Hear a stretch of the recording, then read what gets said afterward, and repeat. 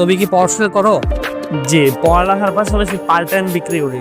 বাবা ছোটবেলায় একটা বিয়ে করে আলাদা হয়ে গেছে, তারপর মা মানে নানা বাড়িতে গেছিল, ওইখানে তাদের বিয়ে হয়ে গেছে।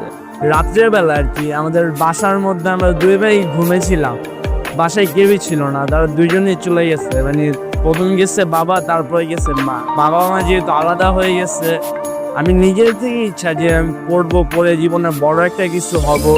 হয়তো সেই সময় তারা আমাকে দেখলে বা আমার ভাইকে দেখলে আফসোস করবে যে আমরা তাদের সাথে থাকলেই ভালো হইতো। তারা যদি ভবিষ্যতে কোনোদিন আমার কাছে আসে, তাহলে আমি তাদেরই আমার কাছেই রাখবো, কারণ তারা আমাকে জন্ম দিয়েছে।